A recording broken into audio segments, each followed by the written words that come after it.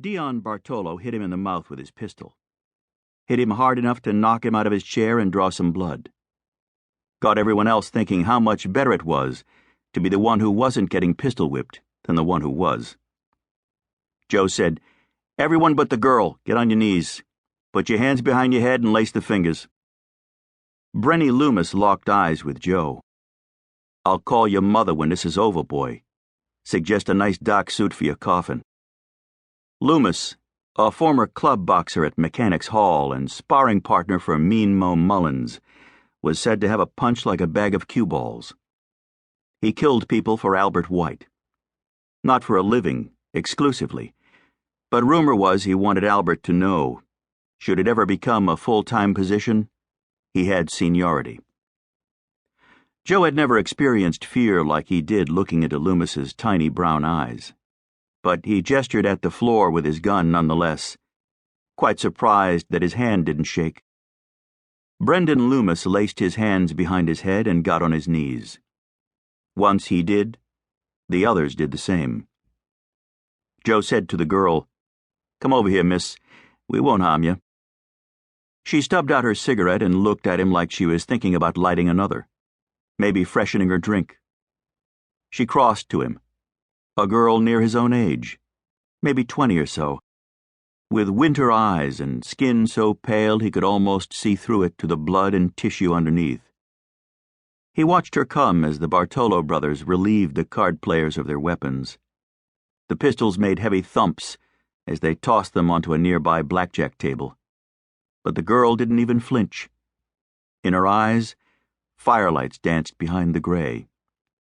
She stepped up to his gun and said, "And what will the gentleman be having with his robbery this morning?" Joe handed her one of the 2 canvas sacks he'd carried in. "The money on the table, please." "Coming right up, sir."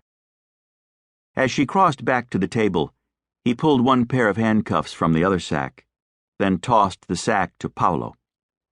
Paolo bent by the first card player and handcuffed his wrists at the small of his back, then moved on to the next. The girl swept the pot off the center of the table, Joe noting not just bills but watches and jewelry in there too, then gathered up everyone's stakes.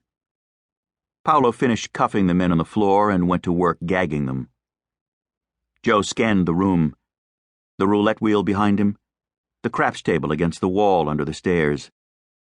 He counted 3 blackjack tables and 1 baccarat table.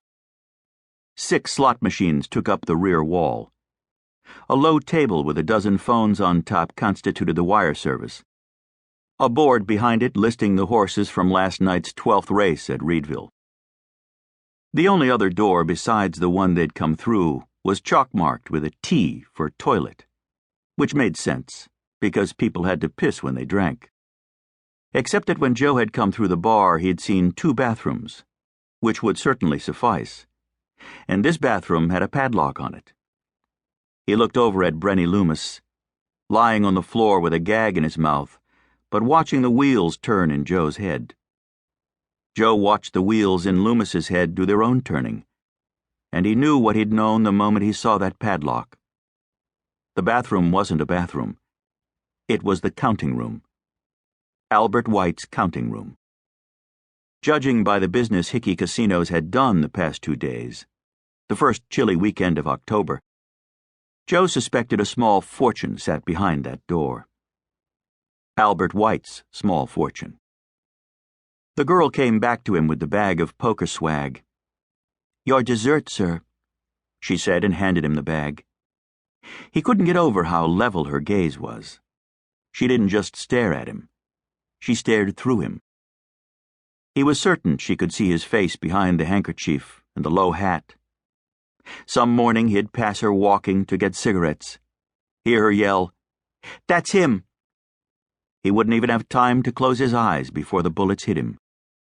He took the sack and dangled the set of cuffs from his finger. "Turn around." "Yes, sir. Right away, sir." She turned her back to him and crossed her arms behind her. Her knuckles pressed against the small of her back, the fingertips dangling over her ass. Joe realizing the last thing he should be doing was concentrating on anyone's ass. Period.